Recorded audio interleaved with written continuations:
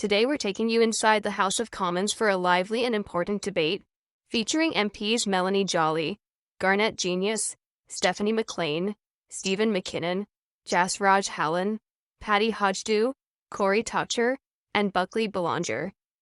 This session covers key issues affecting Canadians, including social programs, budgets, and pressing concerns for families across the country. Each MP brings their unique perspective, sparking a debate that highlights the challenges and solutions facing our communities. Stay tuned, because the discussion you're about to see is both eye-opening and essential for understanding Canada today. Mr. Speaker, we are activated. We're willing to work with my colleague, who I know has a number of forestry companies in his riding. Financial support is available through the banks, and it's guaranteed by BDC. The system is working, and some benefits have already been paid out. So we are in solutions mode. That said, we know there's more to be done, and we know we have to support the industry and the workers, and we will. Member for Sherwood Park, Fort Saskatchewan. Under these Liberals, food prices have gone bananas. They're so bad that 1 in 5 food bank users works full-time. Even people working full-time cannot afford to eat in Canada. Now, food banks are feeling the crunch, jammed with 2.2 million visits in a single month, and the Liberals think Canada is ripe for more inflationary spending, rubbing salt on the wounds. When will Liberals stop squashing workers with their inflationary spending and realize that it's time to reverse course? The Honourable Secretary of State for Seniors. Food Banks Canada has highlighted the importance of federal government action that is helping Canadians, like the National School Food Program and like the Canadian Dental Care Program. This is helping more than 2 million seniors. We're building an economy that works for everyone. Conservatives have a record of pushing the retirement age higher, cutting benefits, leaving seniors behind. Not again, Mr. Speaker. The Canadian public trusts us, not them. That's why, while they're voting against every measure for Canadians, we're empowering older Canadians and protecting not only their dignity, but their peace of mind. The Honourable Member for Sherwood Park, Fort Saskatchewan. Mr. Speaker, these Liberals love to talk about political food programs instead of affordable food. That was the question. Before liberal inflationary spending and hidden food taxes, Canadians could actually afford to feed themselves. Parents don't want the state parenting their children for them. Parents want the government to eliminate food taxes and stop inflationary spending so they can afford to feed their kids themselves. The Liberal fuel standard, food packaging tax, industrial carbon tax, inflationary spending. Speaker, when will it end? The Honourable Government House Leader. MP Melanie Jolly emphasizes community support programs. Garnett Genius questions budget allocations for families. Stephanie McLean highlights social inequality statistics. Patty Hodgdu calls for urgent action on healthcare funding. Corey Toucher and Buckley Belanger debate policy priorities for small towns. A few things that I think need to be cleared up here, Mr. Speaker. They talk about these imaginary taxes. I think the member needs to come clean. There is no tax on groceries. There never will be a tax on groceries. That is pretty clear. They talk about imaginary programs. I assure the member that he has voted against some very real programs, Mr. Speaker, very real programs for school food, for dental care, and many other things that are for the most vulnerable in society. The last thing, though, what is inflationary spending when it comes to supporting Canadians? Canadians want to know, Mr. Speaker. The Honourable Member for Calgary East.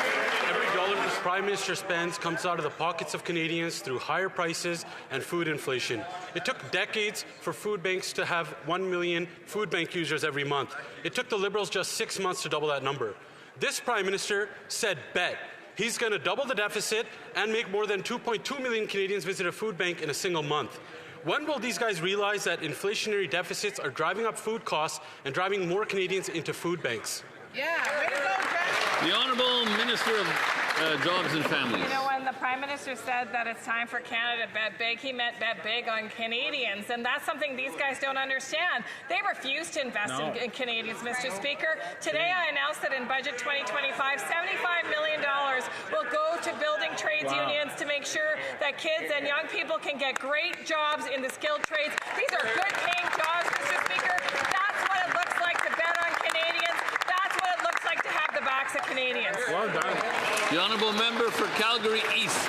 If programs like that actually worked and didn't feed bureaucracy, then 700,000 kids wouldn't be visiting a food bank every single month. And their Liberal deficits are what are making the food go up in cost. That's why grocery inflation is up 4%. People who used to donate and that used to volunteer at food banks are now standing in line for food at those food banks. Why won't these Liberals stop feeding their egos, stop feeding their bloated bureaucracy, so Canadians can finally afford to feed themselves? The Honourable Minister of Jobs and Family. So which is it, Mr. Speaker? They're either about empowering Canadians through good-paying jobs or empowering Canadians through the kinds of programs like the school food program. We believe in both, Mr. Speaker, because we're betting on Canadians. We're betting on both their resiliency and their ability to get those great-paying jobs as we create those projects across the country. This member opposite, Mr. Speaker, he doesn't want to invest in Canadians either to support them now or to help them have better futures. So which is it? Which is it that he's asking for? To cut services for Canadians or invest in them? We're going to do both. We're going to make sure Canadians have. The honourable member for Saskatoon University. Hardworking Canadians spend all day at work, and on the way home, they are not stopping at grocery stores. It's food banks. For millions of working Canadians, they have to go to the food banks because they can't afford the hidden Liberal food taxes like the industrial carbon tax and the food packaging tax. Food Banks Canada reports a record-smashing 2.2 million visits in a single month. And donations, well, they're down because Canadians are broke. When will these out-of-touch Liberals admit to driving up the cost of food and driving Canadians to the food bank? The Honourable Secretary of State for Northern. Thank you very much, Mr. Speaker. After 10 years of Conservative MPs coming to Ottawa, collectively with 14 of them coming, that's 140 years. And that's the first question we got from the Saskatchewan perspective, Mr. Speaker. In my riding, Saskatchewan is finally here on the government side. We're going to address housing, Mr. Speaker. We're going to address the cost of living.